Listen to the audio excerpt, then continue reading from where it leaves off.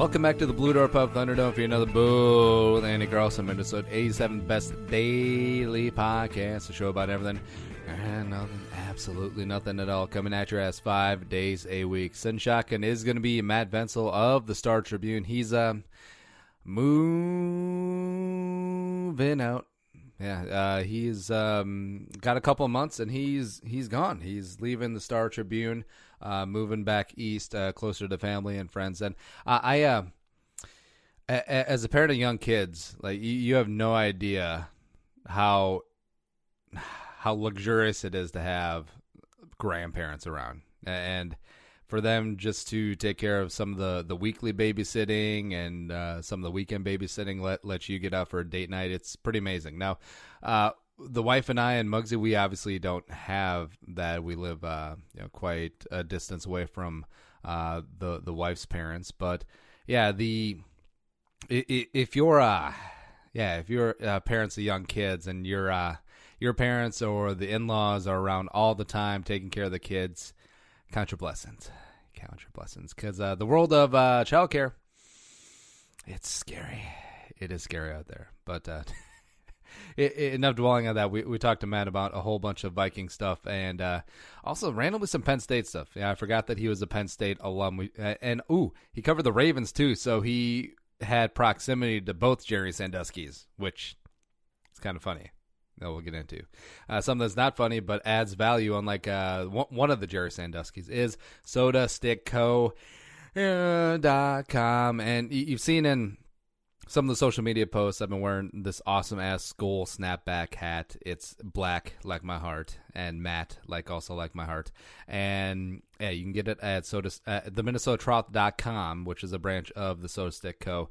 And if you use code PURPLEFTW, you get free U.S. shipping. So screw you, Mexico.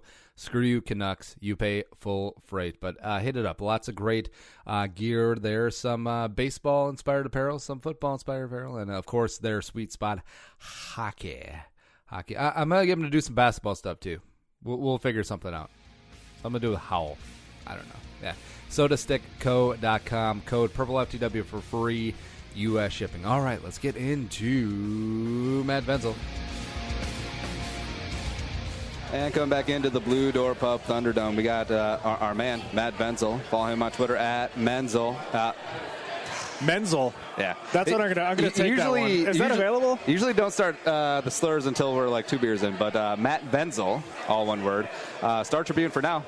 Access Vikings for now. Another 2 more months. It's sad.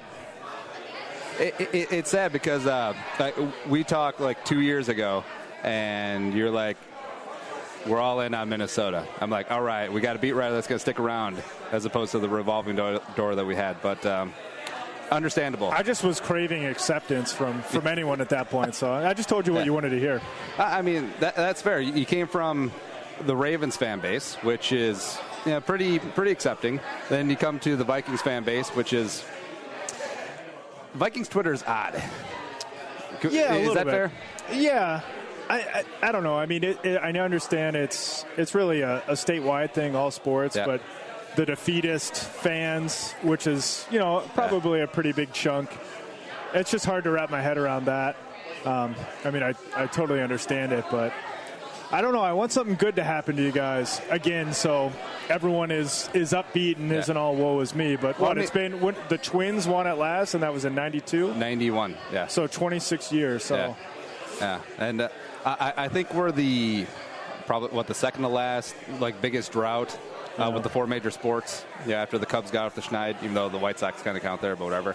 I think it's like us and Phoenix, which I didn't even know the Phoenix had all 4 sports, but apparently I don't think that counts. Yeah, probably not. But the move. If you didn't see it on Twitter, refresh the people. Yeah, I am. Sometime this summer, probably August, I'm going to be moving to New England. It's a family decision. I don't have a job lined up, which leads to a lot of anxiety. But my wife's family is from there. I'm from Pittsburgh. I tried really hard to talk her into Pittsburgh and got swatted into the bleachers like Matumbo. So we're going to be moving up there, Maine or New Hampshire, probably, depending on where we find jobs, assuming we find jobs. But it's going to be a little different. Move to Maine and then just write creepy-ass books. for the rest of your life. Like Stephen King? Yeah. That's like probably top 3 option at the moment. And then here's what bugs me about old people. Like the glasses, it may be a style thing, but Stephen King's glasses since the 80s have gotten smaller, and now he looks like Ruth Bader Ginsburg in his older age.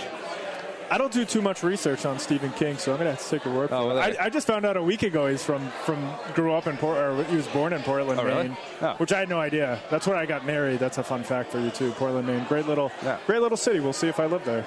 There you go. So that's a very common question in the password reset department. So if you want to steal Matt Vensel's identity, you're one step closer.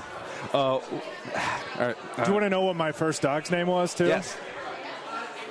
No, I shouldn't share that. I've already gave one up. Yeah, I always love the stupid games that go around. What's your porn star name, the city you grew up in, and the last 4 digits of your social? Well, Stevens 469. Damn it. Stolen again. Sorry. Tangent off. The Penguins. Pride of Pittsburgh. Are they going to win the Cup this year? I hope so. I still can't. I still kind of can't believe they won last year and then seeing it again. It's exciting how they play. They're fast. I know you're a big hockey guy, Andy. I know I'm huge, but they won't beat the Wild in the Stanley Cup. Obviously, they have the superstars there, but they were so dependent on those guys in previous years, and their bottom 2 lines wouldn't do squat. But that's changed over the past 2 years, and even they've had a ton of injuries, and they're still kind of plugging along. So I think they're the Vegas favorites at this point. Only need one more win to beat the Senators, and then they'd be favored in the finals. So we'll see. But this is going to make all the defeatist fans hate me, but it's kind of like I feel like I'm playing with house money because they won last year. So it's kind of like, I'm still feeling good. They did win last year? Yeah. Oh, well, so they're going for the repeat. So it's kind of like I'm still in the honeymoon phase. So just thank God they didn't lose to the Capitals. That's all I was asking for. Big rivals there? Yeah, big rivalries. Some of it manufactured because they so desperately wanted this like Crosby-Ovechkin rivalry. Yeah.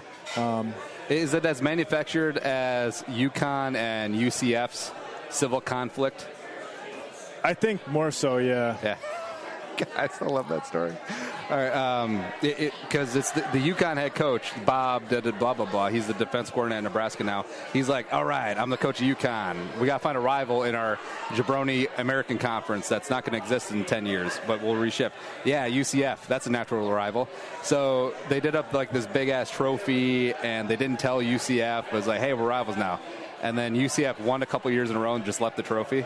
I was like, oh, that's awesome. Yeah. They didn't even take the trophy. Yeah. It's pretty. Because rivalries are like some of the best parts of college sports. Like I love, the Gophers here, Paul Bunyan's axe, the stupid pig, the Mason Growler, whatever, with Michigan. Where'd you go to school again? Penn State. Oh, so you know nothing about football rivalries. All right. Well, Penn State was in a weird spot because they were always on the outside looking in because, Ohio State and Michigan had each other, and then Michigan also had Michigan State. So it was like back in the day there was a rivalry with Pitt, but they didn't play until recently. So it's kind of like Penn State was always like the third wheel when it came to the rivalries. They didn't have that one that's like Ohio State, Michigan. What's your take on Hackenberg? Is he going to pan out in the pros, or is he going to be a bust? Oh, I have no idea. It's just so interesting that they were ready to bail on him, or at least people thought they'd be ready to bail on him after 1 year. Second round pick. Yeah, I don't know. He was so good like his first year, and then when they switched to James Franklin, he wasn't as good, and it was kind of frustrating as a somewhat casual fan. I didn't get an opportunity to watch every Penn State game, but to see him not playing as well. But they had so many injuries in the offensive line, and I read a good column from someone locally there that kind of put it in perspective of just, keep in mind that it wasn't pretty his last couple of years there, but the program was in such bad shape after the Paterno-Sandusky scandal, and he kind of dragged them towards relevancy. The success he had allowed them to do what they did last year, even though he wasn't there, to kind of help with their recruiting efforts, even though they were short scholarships. So it kind of made me look at him a little bit differently in terms of because he was like the number one recruit. You just thought he was going to be, number one overall pick type material, and then obviously that didn't work out like that. Him and BOB did big things, and I feel like Josh Rosen is sort of Hackenberging too. Like come out as a superstar your true freshman year and then just like pitfall. Right. Yeah. Although you wonder if like Bill O'Brien regrets not taking Hackenberg.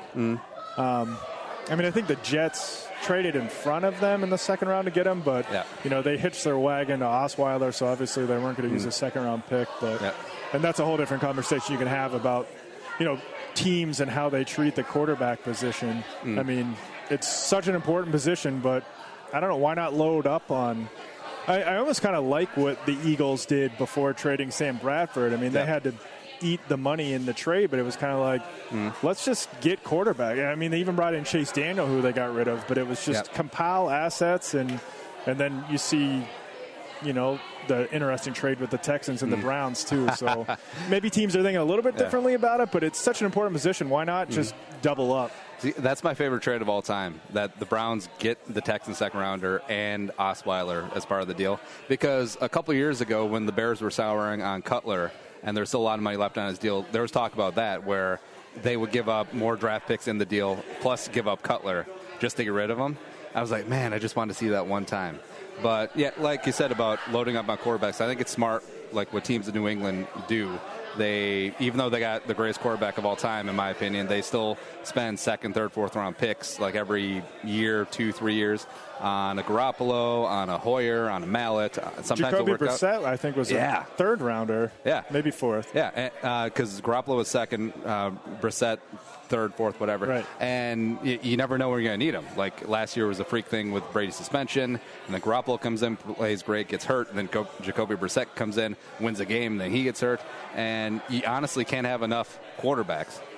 Well, and it makes me think of, a couple of recent mid-round quarterbacks and you probably hear stories like this in every organization, and maybe there's not truth to it. It's just kind of revisionist history. But, there was at least one, high-ranking Vikings official that really liked Dak Prescott. And it's just one voice in the room, and who knows if he's the same guy. You understand why the Vikings didn't do it. I mean, Teddy's going to his third year, expecting big things. Ditto for when Russell Wilson came out. They liked, at least one person on the team liked him a lot, but they had just drafted Ponder, and, they didn't do it. So it's just... Of course, you probably hear that in every city where, like, there's the one guy that, if we would have did this in the third round, look at us now. But. See, I think there's one guy in every war room, like a director of college scouting, like some longer in the tooth guy that just runs through every single name in the draft. Just various people goes up to, who's really good? Player A. Who's really good? Player B. And then once a random player pops, he's like, I told you. That's right. I said it in the war room.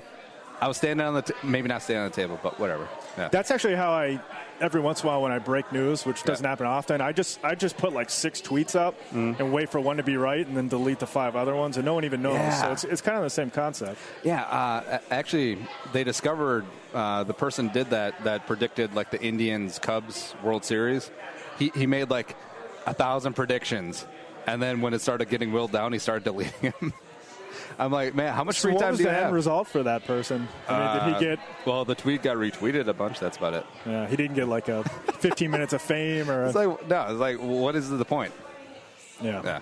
But with the Vikings, Teddy, walk me through that day. Were you at practice? Yeah, that was... What was your vantage point? That was it was a weird day all around, but it was kind of weird, too, not to get too much in the kind of meat and potatoes of covering the team, but... after 2.5 weeks or whatever, they leave Mankato and they have this kind of awkward training camp mode at Winter Park. And, as you guys know, they played on a Sunday and then they played again on a Thursday. Yep. So they had one practice that week, and it was a Tuesday. And they decided that was going to be the last day that was open to the media.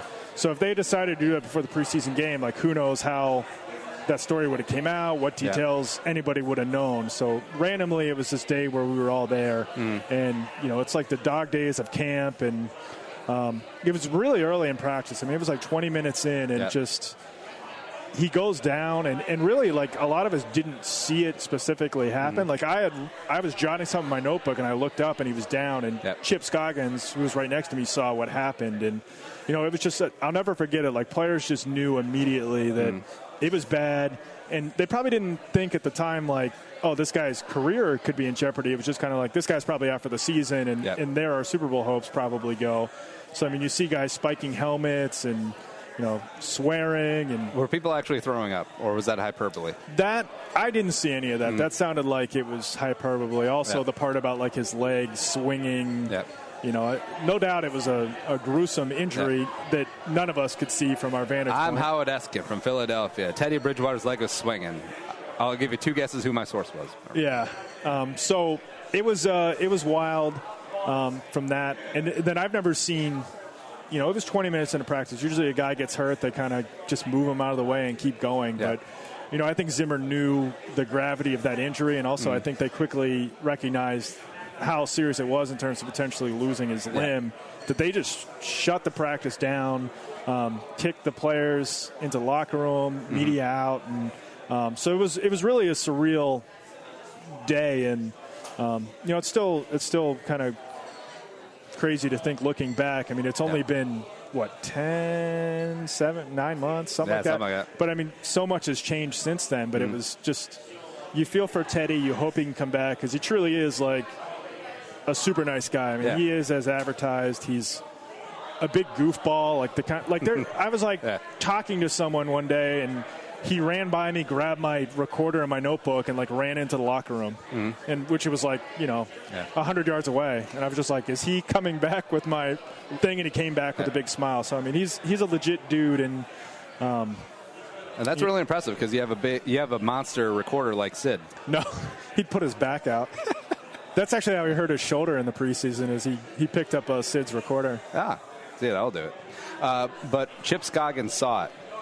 Yeah, he was one of the few of us who happened to focus in because it was such a just kind of not a, what's the word I'm looking for? Just kind of your standard run of the mill non-contact. So next week on the show, Chip Scoggins. Chip Scoggins. Exclusive. We'll talk about Tennessee football. Yeah, you'll love it.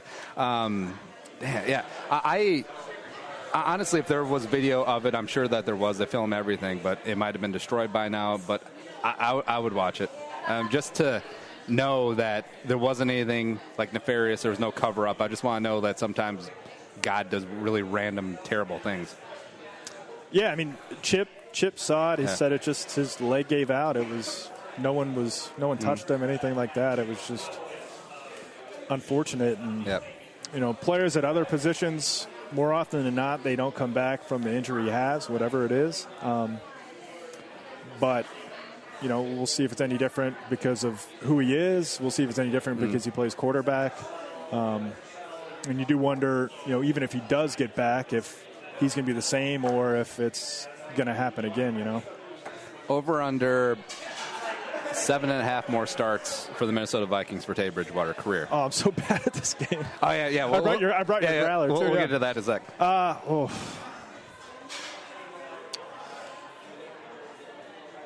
I'll say under, especially given that Bradford's around. Yep. I mean, I think the over-under is games left in the NFL. I mean, it's hard to put odds on it, but, I mean, I think at best, at least at the time of the injury, once they figured it out, it was probably 50-50 at best that he'd resume his career. And that's just kind of a guess based on what everything says and the rhetoric, not someone saying, it's 50-50 chance. I'm Adam Schefter, and I talked to a doctor who looked at Teddy's possible injury and said he might not play again. Breaking news everywhere. That just annoys me. Just creating news out of thin air. I'm sure that it bugs you to an extent too. Yeah, it happens all the time, and it's all about window dressing in many cases, or maybe an incremental update that isn't a huge deal but gets blown up. Here's what bugs me about it is that it's not so much the message, but how it's perceived by the general public. Because when the Schefter thing came out, it was February, March, whatever. And it was just a report of him talking to a doctor, just speculating. Doctor doesn't have access to charts, and hasn't looked at Teddy's not patient, whatever. And then that gets picked up by a K-fan, and then a random fan, my trainer at the gym, listens to it. He's like, did you hear K-fan reported that Teddy's done? He's forever, he's done. And I'm just, that person now thinks that Teddy Bridgewater was never going to play again. And teams hate that. I mean, when you're quoting a doctor that hasn't even seen the injury, I mean. Well, no, the doctor, was his name? Chow, the former Chargers doctor, who's pretty sketchy. That was? Yeah. Well, I'll just say this: he might know something. Yeah. Ooh, put that in there. Yeah. Last thing we'll tell you: 5 years from now, 2022 season, is Teddy still in the NFL? Is he? Yeah. Oh, God. This is guy's like health and livelihood. You asked me to predict. I mean, I'd say odds. I'd say no, but I mean, things might have changed. I mean, I know there was a change in the rhetoric with Zimmer, for example, recently about his optimism. Saying there's still a long way to go. And the thing is, like, we haven't talked to Teddy since it happened, at least on the record. I mean, he was around the locker room. You could have some real quick chit chat with him, but he still hasn't. I mean, I'd love to know where he's at, what he thinks, and he doesn't have to come out and tell us the medical stuff or where he's at, but just to see his mindset. And, but yeah, I don't know. I mean, 5 years from now, I hope for him that he's still in the league. If you had to put a crisp $100 bill on yes or no, I'd say no. Yeah. Damn. I think I would too, and that really bums me out because I'm a huge Teddy fan. Yeah, like I said, he's a good guy, and it just was. It stinks extra bad for him and the team because I thought he had a really good training camp. I know my colleague Andrew Kramer didn't necessarily agree with me because he saw him throw some interceptions, but to me that was like, hey, he's taking chances. Like they wanted him to let it rip. Like he's being more decisive, and like training camp's the time to work those out. But I think you saw the improved deep ball accuracy that was a big knock on him in his first couple of years, and really, I mean, that Chargers game said it all. I mean, that was kind of in the preseason, the third preseason game. That was kind of the culmination of what I had seen from him in spring workouts and camp, and then 2 days later, he goes down in a drill. So.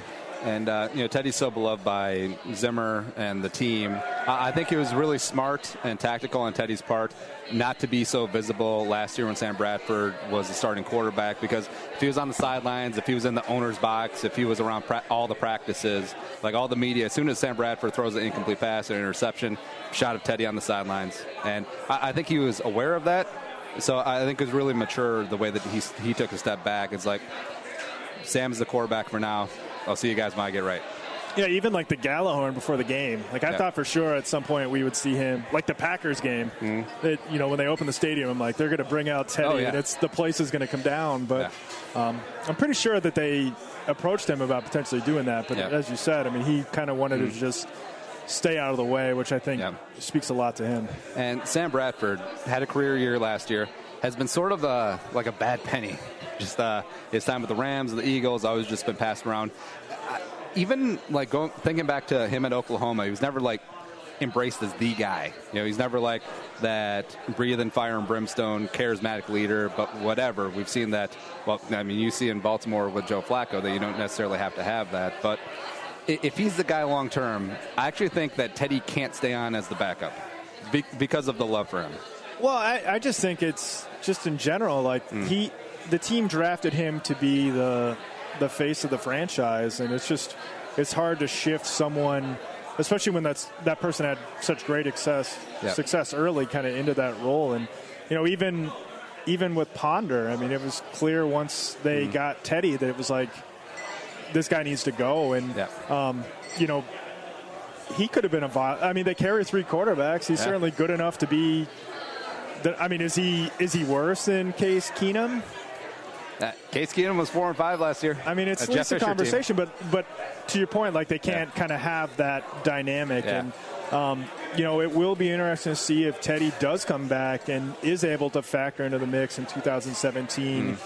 What the dynamic is in the locker room. I mean, naturally, I think players would prefer one over the other, and it could potentially at least be a split in consensus on who should start, but it's it's up to the players and the coaches to make sure that it doesn't become a rift or something negative.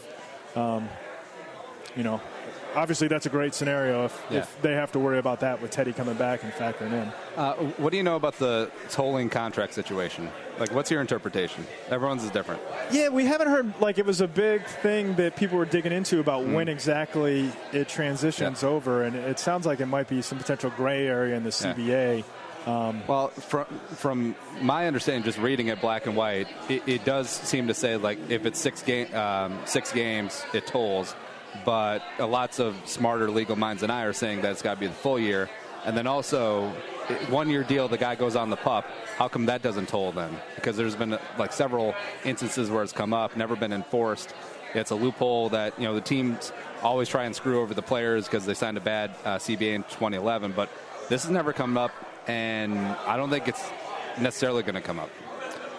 Yeah, and I did see. I want to say I was Pro Football Talk and Mike Florio, who I think spoke with someone close to Bridgewater's camp and said that, if this is a big hypothetical, but if he's ready by training camp, if they put him on PUP, that Teddy could fight it. And that's a lot of ifs. And, it would be good to get clarification. And, I know Florio had Rick Spielman on like PFT Live and tried to ask him, and Rick was like, I know it, but I'm not going to tell you. It's like, we know about guys. all the parameters, the whole Rick speak coming in. And like if Teddy's ready to go, like his camp believes that his knee is good enough where it can at least be on the active roster serving as a backup, they'll fight that tooth and nail, because him hitting open free agency with a clean bill of health is a lot different than him playing for $1 million and some change as the backup for the Vikings next year.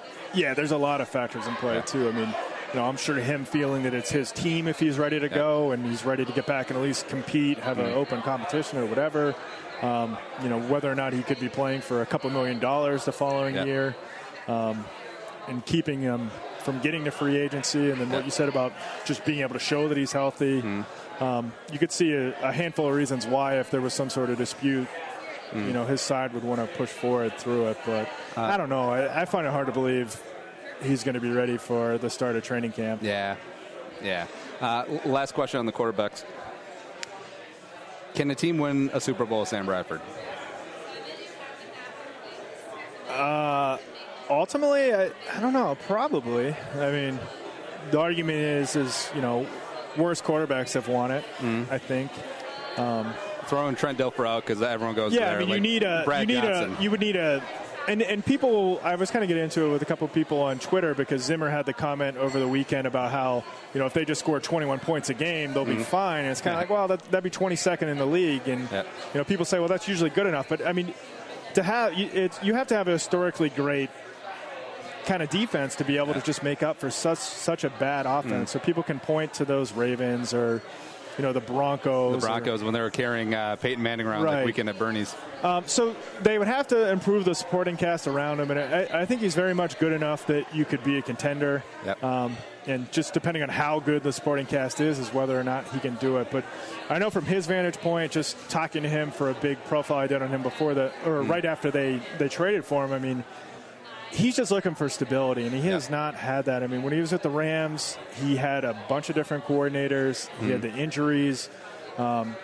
His time in Philadelphia was very short, and I know... And awkward, Yeah, and awkward. I mean, even the ending with the Rams. I mean, I remember my first scouting combine going there, and Les Snead was like passionately arguing that they weren't going to trade Bradford, and he used the word "quote-unquote" deleting him, saying it wasn't the option, the answer. And I remember sitting there thinking like, wow, this guy really means it. And then like 2 weeks later, he was gone. So, like Spielman, we have no intention of trading Percy Harvin.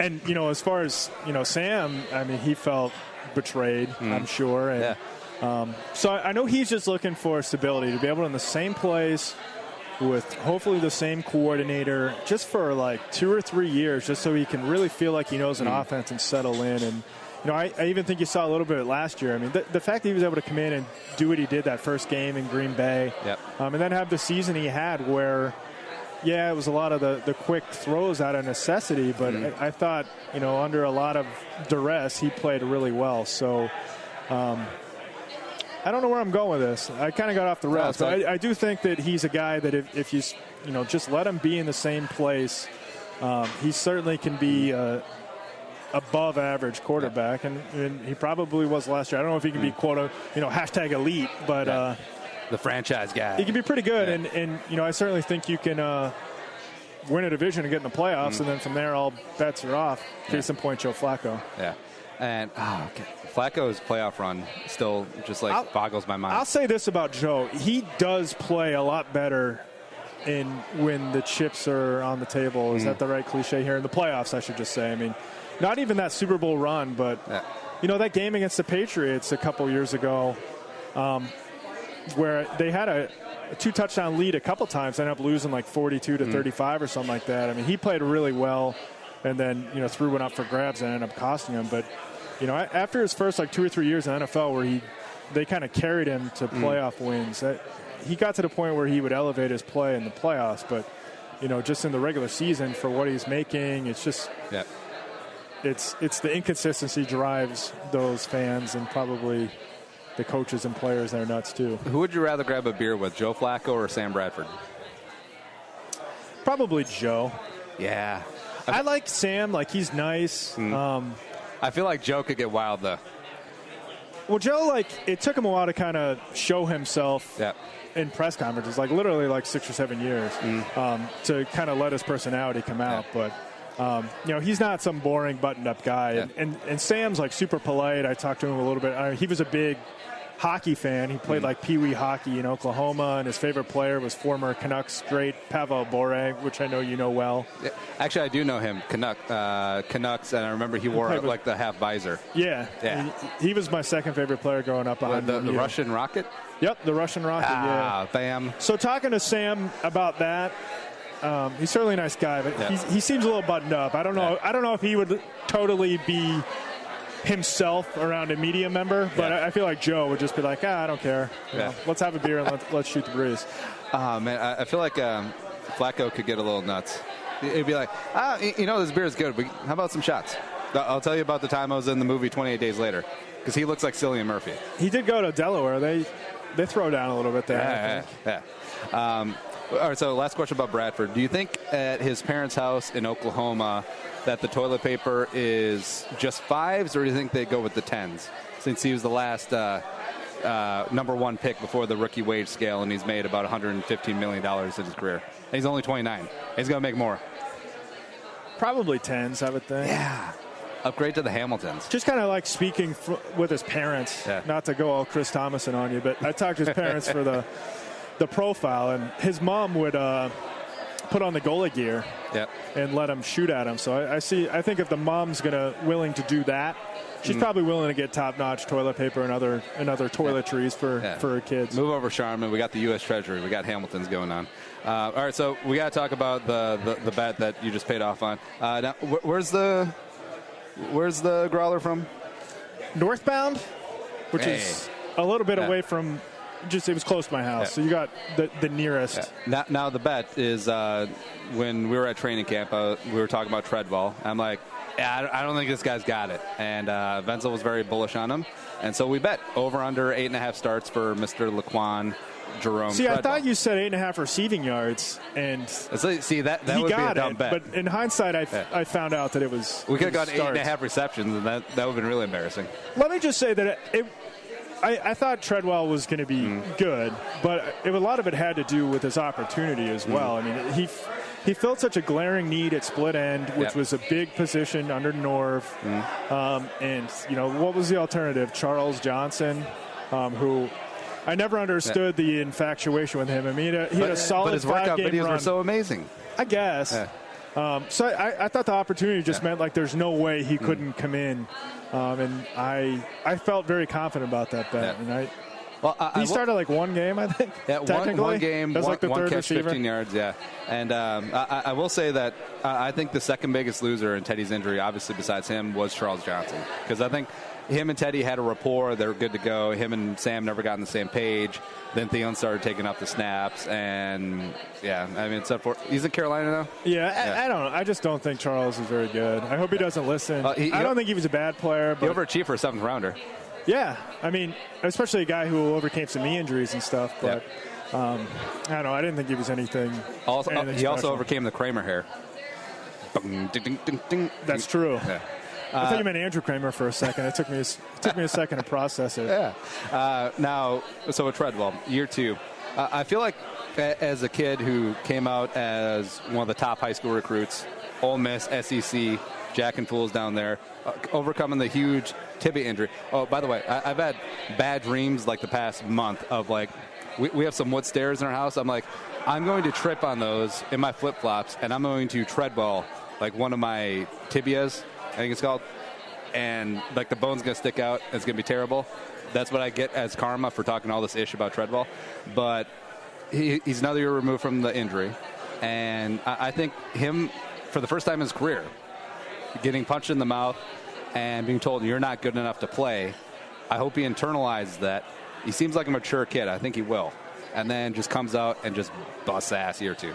There were a couple awkward moments with the press when it came to that. I mean, I remember one time, maybe it was after the season or it was late in the season, you know, he kind of just was rambling about how it's a business and he learned that it's a business. And so you kind of hope he has the self-awareness to say where he gets kind of this setback in his career and he makes the most of it. I mean, I do wonder, though, like, is he going to be fully back from the injuries? I mean, it seems like that was a recurring thing. I mean, and, you know, minor thing, but kind of a big deal if you're a receiver. But, like, just when he started getting the lineup, he broke his thumb, and that set him back when he was starting to get back in the mix. So that just kind of put an end to his potential usefulness. But, you know, he wouldn't answer questions really about his ankle injury. And Zimmer had talked about, you know, his cleats being an issue and foot problems. And so you just wonder if he's fully back from that injury and if he ever will be. I mean, he was healthy enough to still put up a really good final year in the SEC, but, you know, in the NFL, you need that explosiveness, and it was clear he didn't have it. And a little plug, I do know that Andrew Kramer, speaking of Kramer, I know he's working on a story right now kind of touching on these health injuries. It's going to come out in the paper eventually. I think it was supposed to come this weekend, and then Zimmer left, and it kind of changed our game plan for our coverage. We'll touch on Zimmer in the second half because I have a lot of questions. But Treadwell, Michael Floyd. Who has more targets, Michael Floyd or Laquan Treadwell?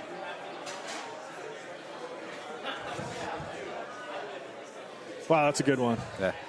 People couldn't see my exasperated look. I only ask good ones. I mean, I should probably just, like, double down. I feel like I have to double down on Treadwell. The thing is, Floyd is, like, it'd be stunning if he didn't get suspended. Oh, he's getting suspended. It'd be stunning if he didn't get multiple game suspension. I mean, that's such – the NFL is all about video when it comes to these suspensions. Which is not just to make light a of very DUIs. Alarming video to see him passed out. I mean, it's just haunting. And, you know, he's lucky and everyone's fortunate that the police boxed him in and nothing bad happened. But you have to think he's going to get a multiple game suspension. And the Vikings said, you know, we're aware of this when we signed him. And that's the opportunity for Treadwell to take it and run with it. And if he doesn't, you know, you have to think Floyd's going to be able to come in and take those targets, reps away from him.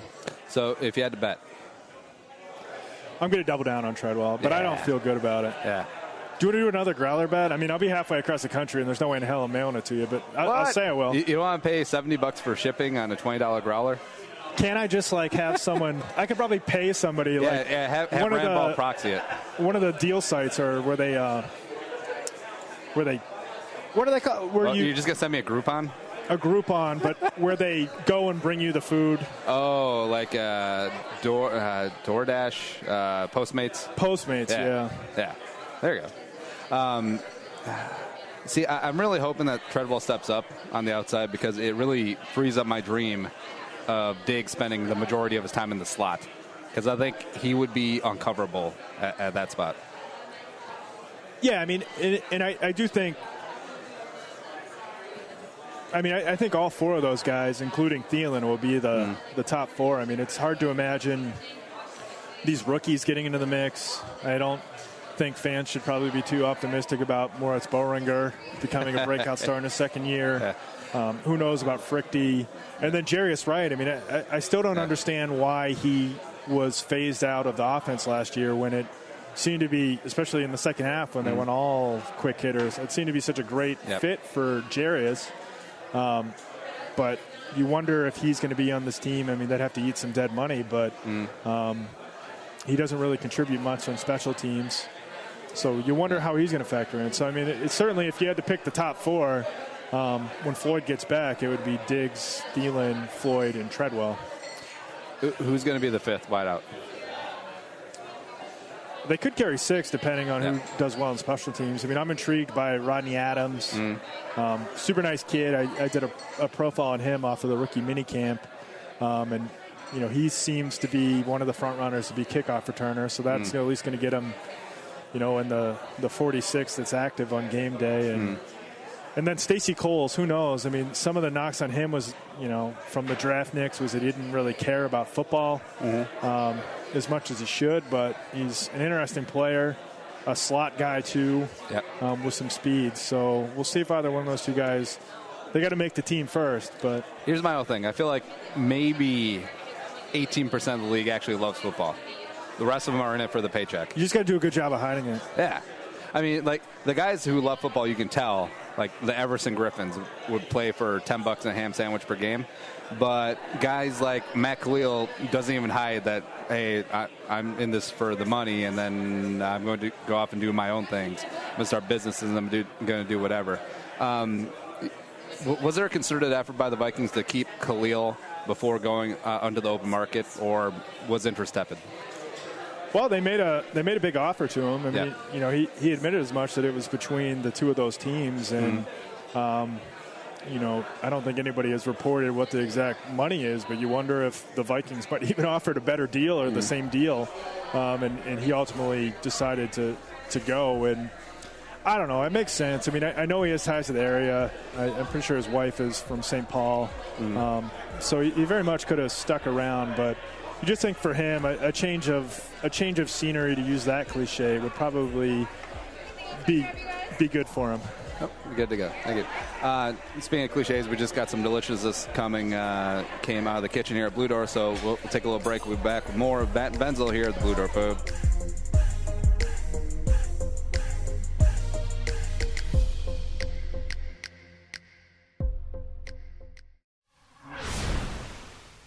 So 2016 sucked for the Vikings, and also for a number of other reasons I heard, but it's okay. 2017 is upon us. Vikings fans, let's get going. All offseason, Purple for the win, coming right at you through free agency, the draft, and OTAs and training camp. Here we go. Get the show on 1500 ESPN, Podcast One, and the Podcast One app.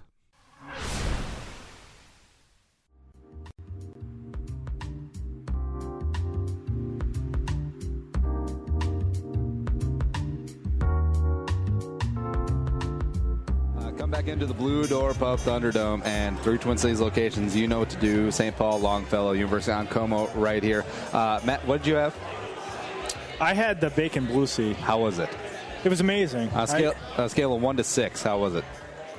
6? 9. I mean, it's so good. Yeah. I can't remember if you mentioned this first half, but I live right near the Longfellow one, and I go there all the time.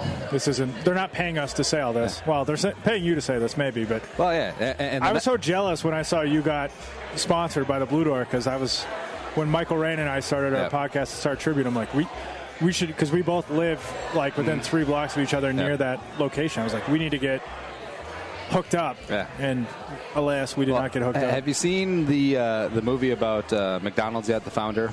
No. Ray Kroc. He's got a line that's like, what's the secret to success? Persistence. And that's me. Yeah, we didn't try at all. Like, there was 0 attempts made. We just kind of figured if we talked about it in private that somehow somebody would know that we wanted a sponsorship. Well, when they make the movie of my life, they'll find the short, stocky, limited vocabulary, can't really read good. There's proof right there. Also can't hold his booze. Not maybe like a 4 out of 10 looks-wise Asian guy who overachieved in the wife department, in the ladies department beforehand, and also in the podcast advertiser department by outworking everyone. Yeah, we didn't outwork anyone. So there we go. Blue Door Pub, all 3 Twin Cities locations, Longfellow, University on Como, and St. Paul. The OG. I've had most of the Blue Seas, and I've enjoyed all of them, but there's just something about the bacon Blue Sea. It's straightforward, but it's just, why mess with perfection, you know? Yeah. Straightforward, gets the job done. Also, someone straightforward and gets the job done is Mike Zimmer. But he just had his 8th eye surgery. He's going to miss Vikings OTAs that kick off this week. Heading back to Kentucky. What's your concern level on Zimmer's eye for the season? Scale of 1 to 10, 10 being the worst.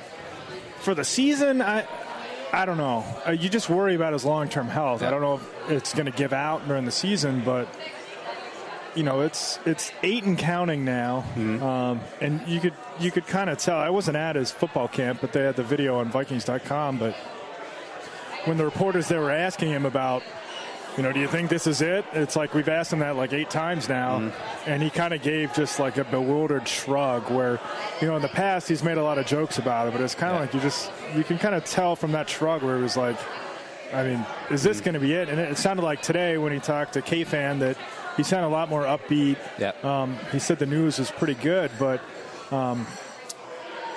they thought this was going to be done after 2 surgeries, and then.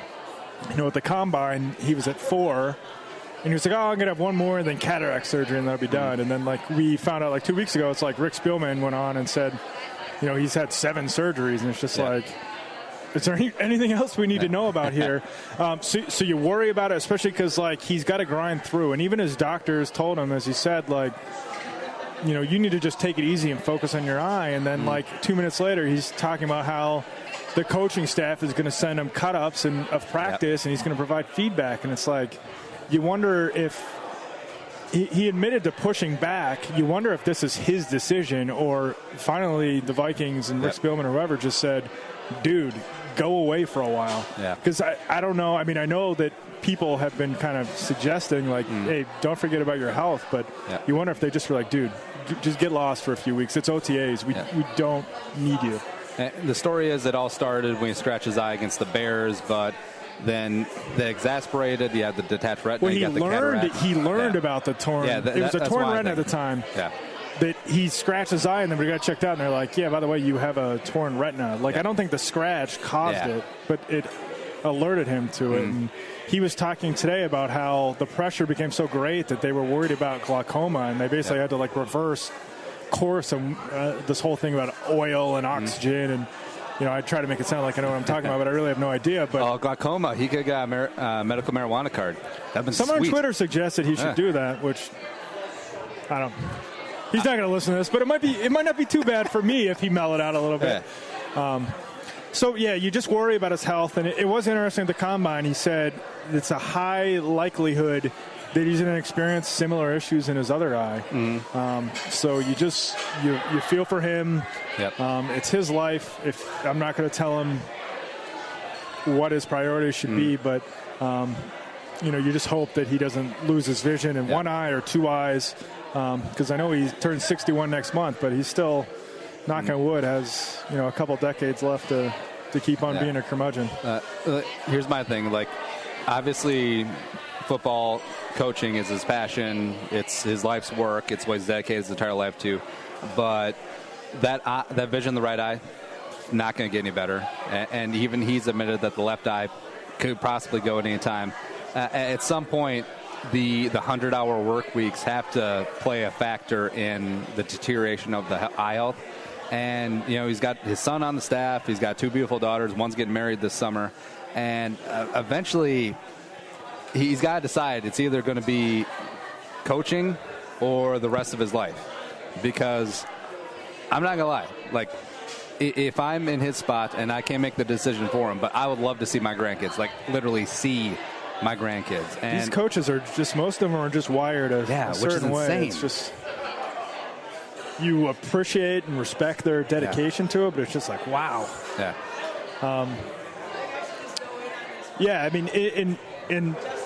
Zimmer could have taken time off earlier in the offseason, but he wanted to be on the whole pro day circuit and working guys out and traveling with Spielman, which is why he put off the surgery until after that was done, 10 days before the draft, April 17th, and then he ended up needing another one after that wasn't expected, and I think another one after that, and then the one this past week. Maybe that's why you like Mixon so much, because he couldn't see very well. Maybe, didn't see the tape, yeah.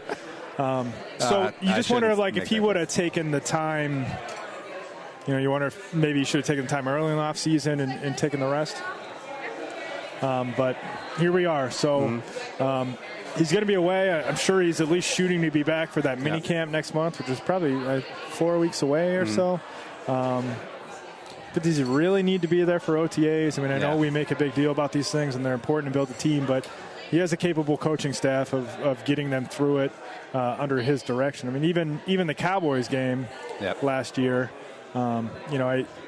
Mike Prefer deserves credit for coming in and steering the ship, but it was still Zimmer's game plan, his vision, his team, all that. Yeah, that was not a vision pun, by the way. Here's my thing with the Dallas game. Like, defense played well. Edwards called a great game. Prefer didn't really have any tough head coaching situations. He did fine. Special teams suffered that game, though. But then again, how much coaching can you put into Jeff Locke not sucking and Thielen muffing 2 fumble. punts? Yeah. Oh. I mean, that's rough. And if they would have won the game if he was there, they need to have a better contingency plan. If it did, the outcome was irrelevant or it wouldn't have changed if he was there, then we have to ask, what's his future going to be with the team? Yeah. And just football-wise, taking the human element out of it, because we're rooting for Zimmer's long-term health. That's way more important. But if the team on short notice, the eye could flare up, he can't travel, the doctor puts a kibosh on him, he's going to miss a couple games on short notice, they have to have a better contingency plan than what they had last year. And if he misses games this year as well, that's 2 years in a row, they have to have a serious conversation next offseason about what his future is going to be with the team. Yeah, 100%. I mean, you'd like to think they wouldn't have to have a conversation. I mean, if they persist, he has to miss more games. The vision gets worse or completely goes. I mean, you'd like to think that he has the ability to just say, maybe I shouldn't push it, but I mean, he's a football lifer. You wonder if this is, obviously he loves his family, but this is all he's known. It's all he's done. And, he so badly wants to bring a Super Bowl here. And I know that's why everybody loves him and his personality, but just kind of weighing those two things. I mean, I don't know if I was in his shoes. I mean, I play a lot of men's league hockey, and I had dreams of being an NHL player. I gave up on those a few years ago when I turned 30. Are you like Gordon Bombay at the beginning of D2, where he's playing in like the Jabroni Beer League, and he's like, I'm going to make it back to the NHL, and then he tears up the knee? Yeah, I never really had a legitimate chance, but I mean, I could see, given the same circumstance, like, do I want to play a couple more years or do this? I mean, I'd be like, let's get out there and do it. Well, can we talk about Mighty Ducks 2 for a while? That was a great movie. It's the best of the bunch, and it's like completely irrelevant. Like, you could get rid of Mighty Ducks 2, and it's a seamless transition. Like, ragtag Pee Wee team comes together and wins a championship, and then goes off to like a prep school and play for a junior varsity. You're like, okay, that makes sense. Somewhere in the middle, they go and play at World Juniors with some kid with a lasso, and the big competitor is Iceland. It's so ridiculous, which was what makes it great. How did Trinidad and Tobago even make the tournament? It's true. That's what I want to know. It's not even the only ice there is in the drinks. And then they go back to. They can't even make the varsity team of the prep school. So but that's what makes it the best. The greatest sports movie of all time, Mighty Ducks 2. Yeah, I like Eden Hall. Yeah, it's like totally not a nod towards Eden Prairie. I didn't know that when I moved here, like that, that it was filmed here and that Edina was like a real thing. That was the Cake Eaters, correct? Yeah. Is that offensive? Is that... No, it's more like a... Not okay to say in 2017? No, it was like an original Minnesota meme. Yeah. Just like the Cake Eaters. Also, by the way, the whole district, like, they're basically like Southwest Minneapolis. But when they introduce like where they're from in D2, the aforementioned D2, it's like St. Paul, Maplewood, Edina, Minneapolis, Maple Grove. It's like you're all over the metro. Wasn't Fulton Reed from Stillwater? Yeah. You would not be on the same team unless your parents like moved like after the first movie. Yeah, and that's what makes it great. It truly is, and Gordon Bombay, like, getting the ego and slicking his hair, and Charlie Conway, like, wearing loafers and, like, being on the bench, to the whole scenes with, is it Keenan or Kel? Keenan, yeah. They're just, like, knuckle puck. Which, I remember as a kid, even though I grew up in the corner of the state that doesn't give two hoots about hockey, I remember trying to shoot the knuckle puck. It's like, that doesn't work. And besides, it's not a knuckle puck, it's spinning. Yeah. I quote that movie all the time, though. I feel like it's... you lost it for yourself. That's my favorite.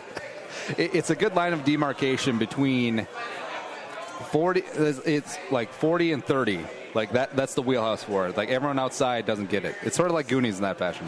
That's the movie, not D2, but Mighty Ducks. Like when they remake that, you know it's coming in like 3 years for sure. Because they're out of ideas. That's gonna be the one that hits me where it's like, really, you gotta. This is sacred. Well, which would be worse, the remake of Mighty Ducks or Space Jam?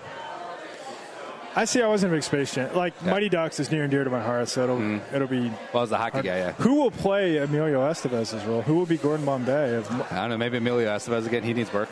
It's true. Bring him back. No, he'd probably be Hans. Like he's free. He'd be the guy who works in the pro shop. So he'd be. Oh, so not a reboot. It'd be like a continuation. No, I think it'd be a reboot, but it'd be like kind of a wink at the past. Yeah. I get you. Were you talking about football somewhere in there? I don't know. I've never seen Slapshot. Is that offensive to you? No, I don't. I don't get that way. But it's a great movie, though. Yeah. One of the Hanson brothers broke my finger when I was a kid. Really? Yeah. Did you owe him money? No, I'm from Pittsburgh, and he relocated there, and his kid was like, I think a couple years younger than me, and I went to like a goalie camp, and his kid was there. And the final day of the camp, like we all knew he was there, and everyone was like, "This is a guy from Slap." Meanwhile, I was like 12. I had really no idea what Slapshot truly was.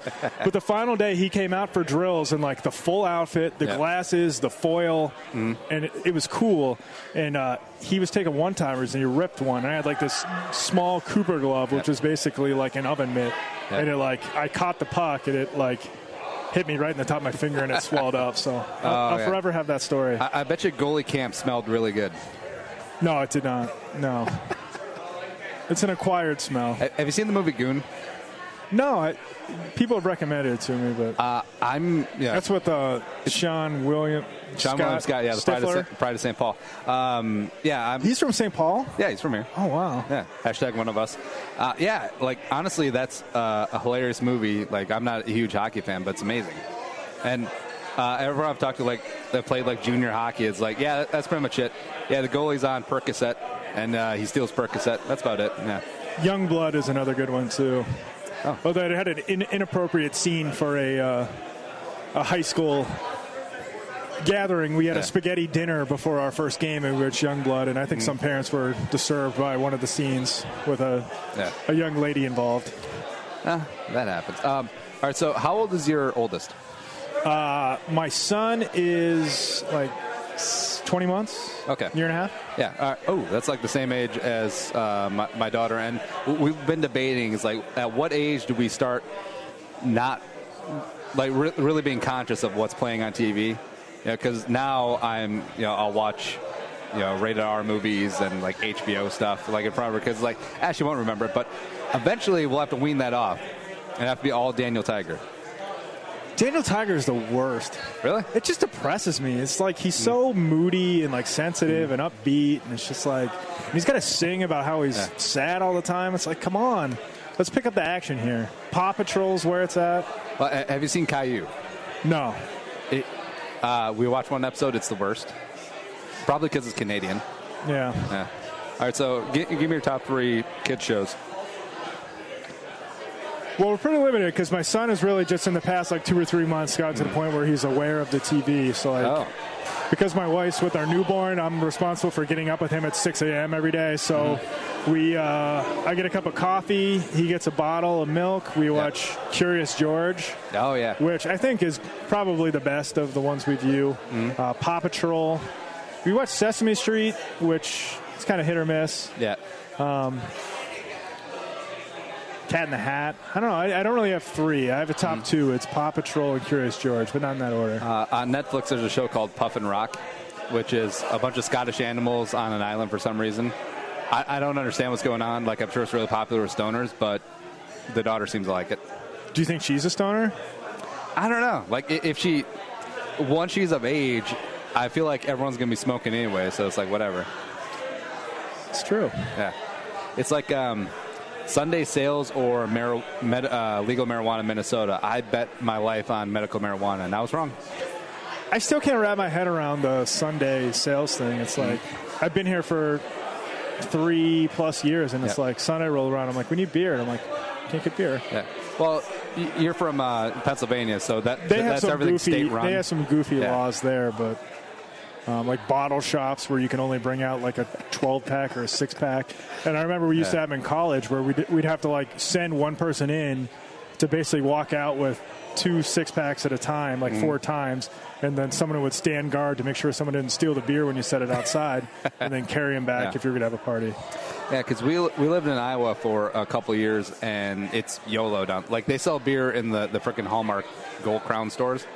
Yeah, it's like, oh, yeah, you can buy a beer whenever. It's 4 in the morning. Yeah, I don't care. Oh, all right. That's awesome. Yeah. Also, their strip clubs are BYOB, but that's another story for another day. All right. You were... my bachelor party, I was in Atlantic City, and there was a BYOB one. And you're not going to believe this, but Lawrence Taylor was there. Now, he wasn't an invited guest of my... Lawrence Taylor was at a strip club? No way. But my friends were like, is that Lawrence Taylor? And of course, we were in New Jersey at a strip club, and it was Lawrence Taylor. I love that. We were just in the lobby of the place. We didn't actually go into this. I don't know if my wife's going to listen to this or not. Any Given Sunday, the movie? Yeah. Underrated. It's very good. It is very, very good. And I love that Lawrence Taylor just plays Lawrence Taylor. Yeah. Also, T.O.'s in that movie. I don't know. It's been a while. Yeah. So you've been in proximity to both Jerry Sandusky's. Yeah, I actually, when the Jerry Sandusky Penn State scandal happened, I kind of knew, I mean, I wasn't close with him, but I knew the Jerry Sandusky, who's the PA of the Ravens. Yeah. And I actually was like, I'm going to reach out to this guy and write about it. So I wrote about it before, like Deadspin, and everyone picked up on it. It was done like 100 times in like a week after I did it. But just about the abuse he got. Oh, that was an awful word choice. But the Jerry with a G Sandusky, all the people kind of like just lashing out at him on Twitter and stuff like, I can't believe you did this. And how are you still able to broadcast from jail? It's like, it's a different guy. Yeah, they're not even related. Yeah, I want to know, like, at a certain level, like what percentage is trolling, what percentage is people actually think that that's the guy? Probably the latter, like at least 90%. Yeah. Which is unfortunate. Yeah. And see, that always scares me because I've only met like 2 Andy Carlsons in my life. One of them, oddly enough, was a student teacher at my high school chemistry class, and I'm pretty sure he's a serial killer. So I may have a conversation down the line. But it's like, man, people can like, you can get a, I don't know, this is like libel. You better walk that back. Well, he could listen to this and then be like, a running joke is it libel or the other one if it's spoken? Libel or what? You'd think I should know this because I work in newspapers. Yeah, I think libel's written. Yeah, it's a running joke. Defamation? Oh yeah, defamation or libel. But yeah, if I always dread like waking up a guy with my exact name who's going to be like a serial killer or a terrorist or something. I'm just like, well, shit. Because it's a quasi-common name. I don't know a Matt Vensel. Yeah. I think I'm the only one. Bet you there's a bunch of Vensels with a Z. Yeah, there was a Mike Vensel who was on like Project Runway or The Fashion Show, which was a short-lived knockoff that my wife told me about. And was like, are you related to this guy? I'm like, no. Now, when you're at Penn State, what proximity to the breaking of the scandal was that? So they were awful. I was there 2000 and 2005, and that was like when Joe Pa, his teams were at their worst. They had a losing season 4 out of the 5 years I was there. I'm pretty sure. The one good year was the Larry Johnson year. You haven't Eschmeyer'd it? You had 6 years? 5. Oh, all right.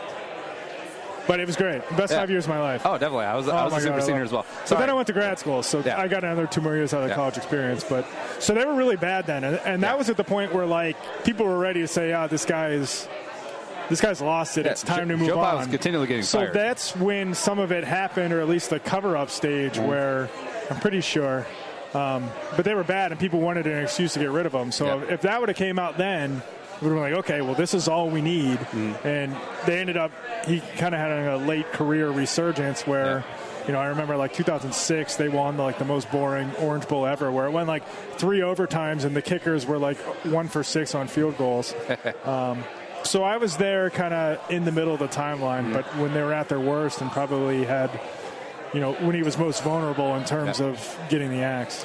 Now, was there any rumblings at all, like on campus amongst the students? Like, was there talk? No, and I had no idea I wanted to do journalism at that point. All I wanted to do was drink beer and play hockey. So I had no idea what I would do in college. I still don't understand how, like, we ask 18-year-olds to say, like, pick what you want to do for the rest of your life. Like, I got into school for, like, computer science, and then I switched to film, and then I switched to advertising and then media studies. So I wasn't covering the team then, so I had no idea about any of those rumblings. But, like, on campus, I didn't hear one word about that. Yeah. Now, Joe Pa, like, beyond the couple losing seasons there, like, revered Happy Valley, just like a demigod. Oh, yeah, no doubt. Did they put the statue back up? I don't think so. Oh. Yeah, it's just like, well, Happy Valley, it truly is like in a bubble. Yeah. I mean, you're just so far removed from the world. It's like in the dead center of the state. Yeah. It's 2.5 hours to PA, to Pittsburgh, 3 hours to Philadelphia. There's not even an interstate that goes through Happy Valley, is there? I-80 goes right near there. Okay. That's the big one. And then there's one that cuts up north to south through it, too. Yeah, see, that, not to toot our own horn here in the Twin Cities, but like Joe Pa and like the cover-up, that could actually never happen in a major metro area. But you look at places like Baylor, you look at Florida State, you look at Penn State, and like small towns where it's insulated and like the entire town's economy banks on that football team. A lot of stuff gets swept under the rug. Joe Pa lived towns. Across the street from campus, literally across the street in the same house the entire time he was there. I mean, he was such a big. He was basically like everyone's like grandpa or like goofy great uncle. Yeah. Yeah. Kind of sad. And now you look at him a little differently. Yeah, it's yeah. I mean, that's bad. But Jerry Sandusky sure could coach defense. Well, it helps when you have LeVar Arrington. Yeah, LeVar was great. Yeah. Who was like the big man on campus when you were there besides Larry Johnson? Zach Mills, who you probably never heard of. He's a lefty quarterback who beat Ohio State once. I think they upset him one year when they were bad. Well, when did Mike McQuarrie play? He was there before I was there. Okay. Because he would have been like coaching at that point or close to it. I gotcha. Well, let's check. And LeVar left the year before I got on campus. Damn. I still remember the clip of him just like timing the snap perfectly, jumping over the line and just like smashing a run back. Yeah, and then he had the famous play where he blocked a field goal. Yeah. Like they were going to lose to Pitt, which Pitt was bad then, and he kept their undefeated season alive. I think they were undefeated at that point by blocking a field goal at the buzzer. Well, what's the favorite athlete that you've covered? Oh, that I covered. What are we talking here? Personality or skills or full package? Yeah, just like your definition of your favorite. Man, I really liked covering Matt Burke in Baltimore. Nicest guy. May or may not have played a factor in me getting a job here. Hey. Which he had just retired. It was my final year in Baltimore, and I was interviewing for the position here, and I happened to interview him about a book he wrote. And at the end of the call, I'm like, hey, man, like, I might be moving there if I get that job. And he's like, oh, I'm going to call them. And I'm like, yeah, right. So he called the Vikings PR and was like, tell the Star Tribune that this is a good dude to hire him. So thank God he lied. Yeah. But still, Matt Burke is a legit dude to like actually do that, and was a heck of a player too. I really like Harrison Smith. I have a soft spot for Anton Exum, even though he hasn't done anything, but he's a good dude. I enjoyed Derek Mason in Baltimore, just the way he carried himself. Yeah, he seems like a very interesting character. Like the Derek Mason moment that stands out to me is when they did the documentary on the Patriots. Yeah, like him just jawing with Belichick on the sidelines and getting Belichick to tell him to shut the F up. Yeah, that's awesome. That was Derek, and he was really good. And no one ran a better comeback route than him. Yeah, he was great at it. And Ed Reed. Ed Reed was totally aloof, and you never knew what you were going to get from him as far as a reporter goes. But I don't know. If you're asking me, like Ed Reed or Ray Lewis, Ed Reed all day. I mean, Ed Reed was. I feel like Ray Lewis was a little like too PR aware. They called him his nickname among some of the members of the media corps. Not me, I didn't use it, but it was Red Light Ray. When the camera came on, he would like flip a switch and be all. He wouldn't say a word to anyone other than that, though. At least in the media. I feel like J.J. Watt has a lot of Ray Lewis in him, where it's like, oh, the camera's on, all right, I'm this way, camera's off, I'm that way. Yeah. Yeah. Also Russell Wilson, too. I think I have an issue with I don't know. I just think, superficiality. like, Russell Wilson is just, like, wired in, like, a completely positive and obnoxious way. Yeah. It's just like, dude, stop being so positive. It's like, Knock it off. Have a little snark, That's like man. Lindsey Young, who we just saw here. Yeah. I just want to shake her sometimes, be like, stop being so positive. She'll like text me like the morning of the first day of the draft at like 8 a.m. Be like, guess what today is? I'm like, I am just waking up. I need coffee. Stop contacting me. But that's her.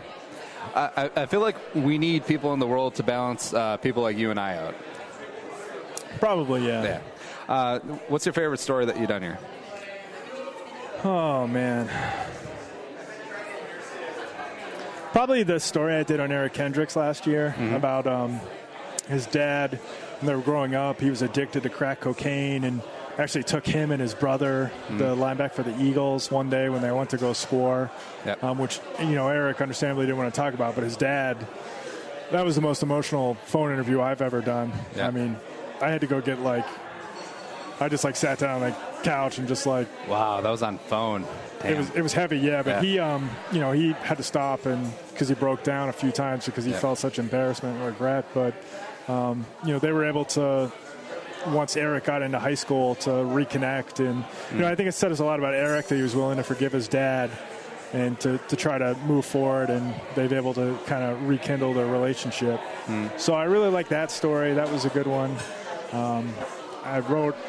I'm like the official Harrison Smith biographer, so I've enjoyed all the stories I've done on Harrison. Yeah. Who's a good dude. Is that going to be the product? Like when Harrison's all said and done, he's up there, he's lived up to 22, Paul Krause, Minnesota Vikings lore, the Harrison Smith book. You could be the ghostwriter. I may still be unemployed then, so I'm ready. I'll just be sharpening my pencil. Yeah. Not that anybody uses those anymore. Do you have any interest in writing a book? I don't know. I just don't know if I have the attention span for it. Yeah. It's kind of daunting, I think. But, I suppose that people say you just go one chapter at a time and kind of knock it out. But, I don't know. That's intimidating. No, you could bring Ray Lewis in here and be like, Matt Vensel, one word at a time, one sentence at a time, one chapter at a time, we roll. Ow! You sound just like Ray Lewis. If I close my eyes, I'd think he was right here. There's a great, I forget the name, but there's a great Twitter account where the guy fully dresses up like Ray Lewis and just talks about like random shit. It's amazing. It's pretty good. If you did have to write a book, what topic would it be? I don't know. It'd have to be something I'd be passionate about, I think.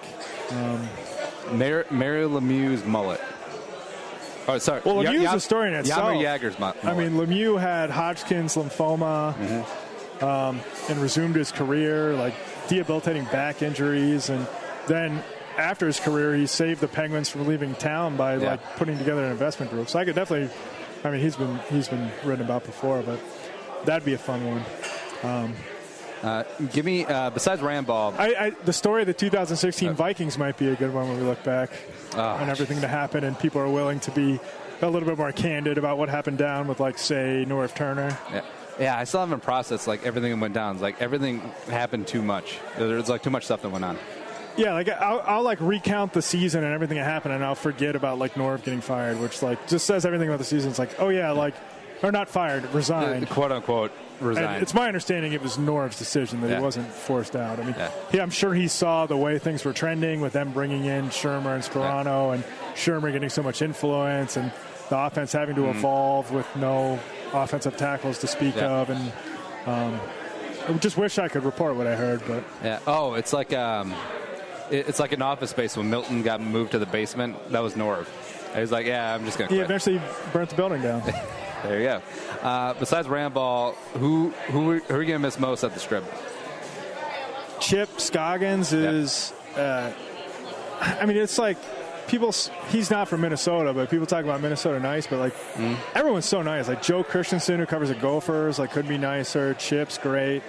I've enjoyed working with Mark. The guy is a great writer and funny guy. We've had plenty of late nights on road trips. He's got the quickest first step when it comes to ordering a beer after the game. You blink and his beer is gone and he's flagging down the waitress for a second Bud Light. and I've enjoyed, in addition to Andrew Kramer, Chris Carr. People probably don't know Chris Carr, Chris Miller, two of the editors I've had. Great dudes. I mean, I'm forgetting people, definitely. Sid, who often screams things at me, calls me the Baltimore Flash.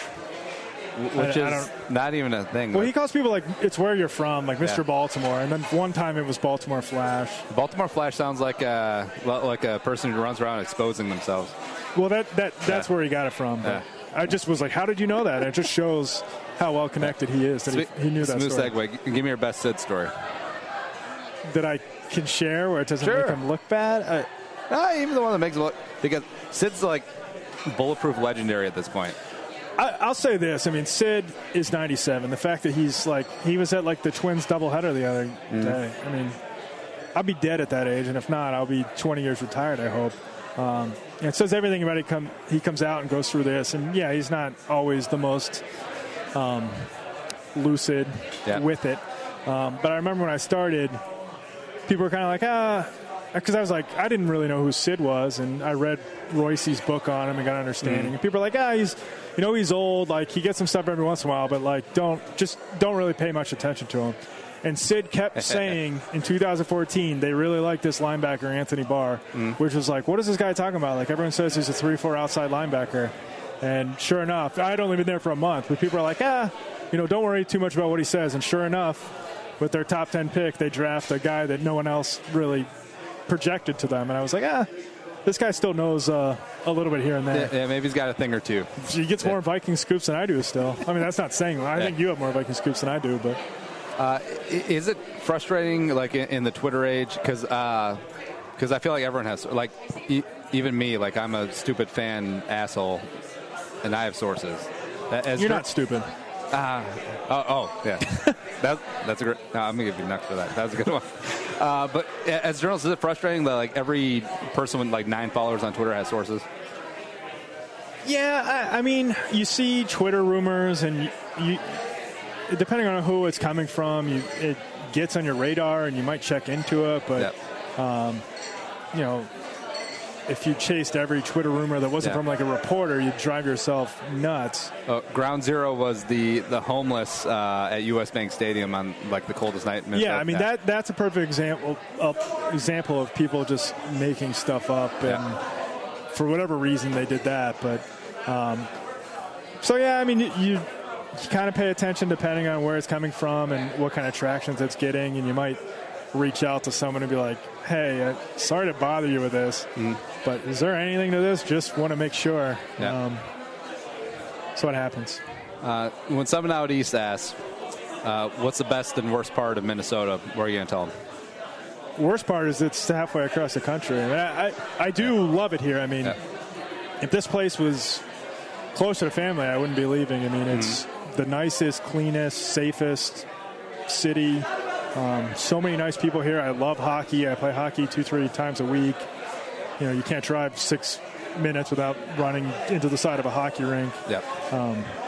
If it just wasn't the fact that we were so far removed from our family in Pittsburgh and New England, I mean, I'd stay here for the long haul. I mean, it really is a great place. Great burgers at the Blue Door. Hey, another quick little part. All right, what's the worst part? I just think the distance. Yeah.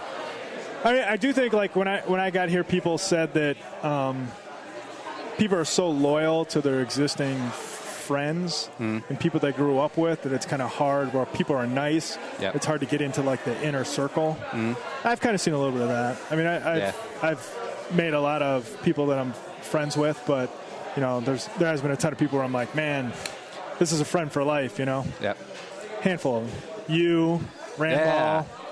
Just as you're leaving. Shit. Sid. Yeah. Close personal friend. Yeah.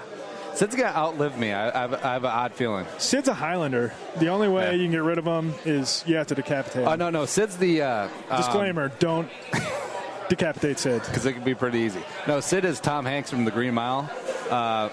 Another Stephen King tie-in, where his punishment was he had to live for like 200 years. Yeah. I feel like that could get That's really our lonely. punishment. Yeah. Oh, I see what you're getting at. See, that's where, like, Sid's great, but, like, he gets animated during some games. We'll get on a roll, And that's why we have the new guy. At first it was Master, even though Master was there before me. He was lower on the totem pole, but he drew the seat next to Sid. And then when he left and we hired Andrew, it's like, okay, you're the Sid buffer. You're the the no man's land. Yeah, so big thanks to those two for being the buffer. Now, if you had to pick a career outside of journalism, what would it be? Are you trying to make me cry on the podcast? No, I don't know. I mean, I'm like looking, Roy Firestone up close. I'm looking at this right now. It's a little midlife crisis, I think. Yep. As I move, as I said, I don't have a job lined up. I mean, you see so many people, great people, better reporters than me get laid off across the country. And, I'm looking to move to like the middle of nowhere, New Hampshire or Maine. So I don't know. This could be it for me. So I'm kind of trying to figure out what else I could do. And I'm not really sure. When I was coming out of school, I kind of had an interest in advertising. And it's, along the same sort of lines, although you're writing like 8 words instead of 1,800. But I don't know. I might just work at Arby's. Work your way up to middle manager. Be stress-free. Yeah. All you can eat curly fries. Yeah. Be like, hey, man, like, don't get over your skis. Like, you'll get up to the fryer next month. Sounds great. Yeah. Yeah, I actually do wonder, like, just stepping away and just getting just like a, don't want to say mindless, but you know what I mean? Like, just like a general labor job, like at the end of Office Space, another movie callback, where Peter just digging ditches and stuff. Yeah. So when you leave work, it doesn't come with you. I mean, there's a lot of amazing perks to my job. I get to write about a game. Yeah. I get to travel. You get to go to Detroit. I get to meet cool people on Thanksgiving, no less. Get to meet cool people and write about. I mean, there's so many great perks. Yeah. But it's like you're on 24/7 mostly. I mean, right now we could be here and like a player could have torn his ACL at the facility today, and I have to chase it and write it, and it's just you're always on high alert, checking Twitter. I feel like I'm not always actively engaged with my family when I'm around them there, but I'm not. And, so it's always like I do like kind of fantasize about not having to deal with it, but then that also means I have to work a 9 to 5. Means I don't get to travel and cover football and go to games. So it's certainly a trade-off, but it is like just you're always on. I mean, I've gotten 2 a.m. phone calls.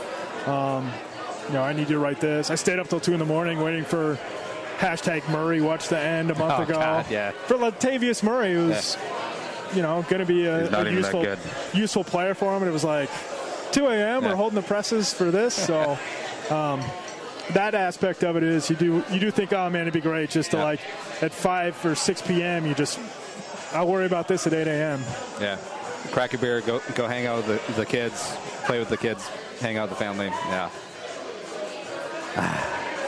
I don't know, but hey, either way, Matt, we know whatever you pick, you're gonna be awesome at. You're gonna kick ass. You're gonna support your family. Be the best Arby's cashier. Yeah. In New Hampshire or Maine. And hey, as long as you get free babysitting out of the grandparents, I mean, it probably offsets it. That's right. That's the allure. Matt Vensel, he's on Twitter at Matt Vensel, free agent to be. But yeah, he'll be around. I'll be here through months. August. I have some good stories coming. Might do a little bit at the start of camp. We'll see exactly when I leave. But I'm not gone yet. Not gone yet. So give him a follow, Vikings fans. Do that up. Matt, appreciate you coming in. Thanks for having me on.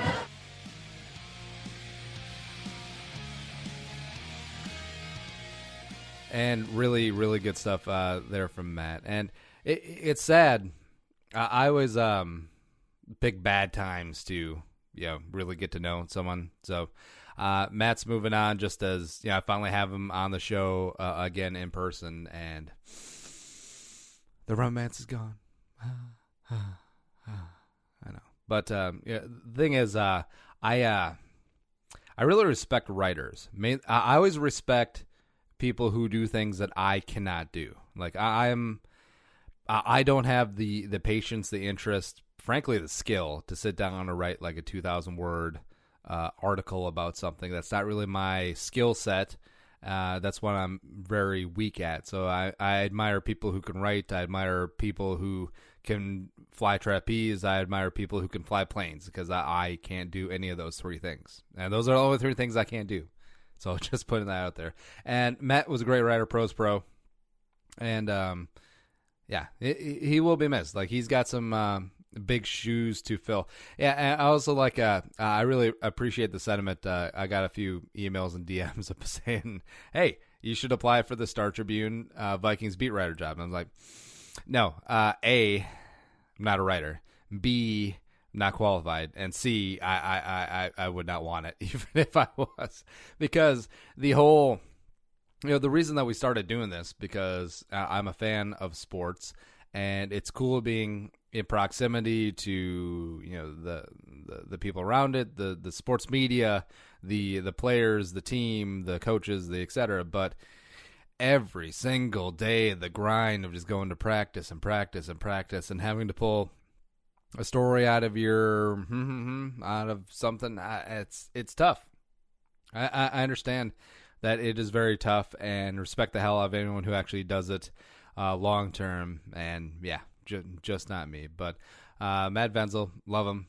He's gonna kick ass whatever he does. If it is Arby's, it's gonna be the best damn Arby's in the New England area. So I recommend you patronize. Was it the Dorchester? Is that a city in New Hampshire? Yeah, probably.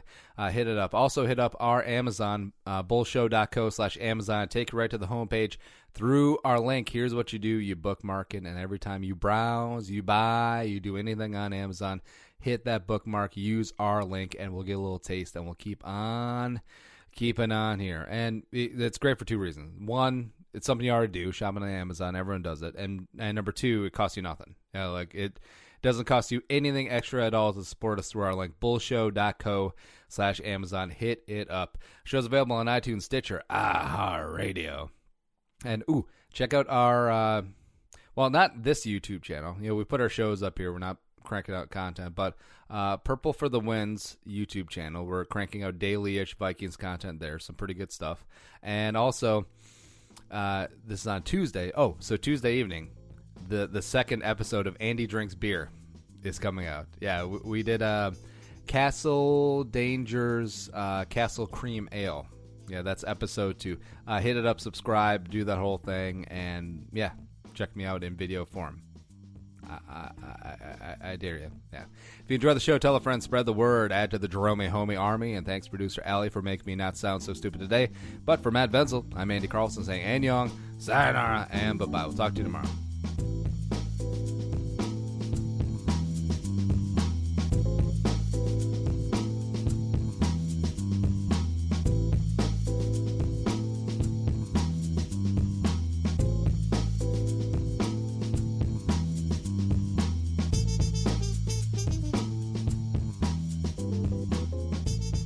Thanks for listening to Bull with Andy Carlson, Minnesota's 87th best daily podcast. Download the show on iTunes. Everyone's middle name is Jerome.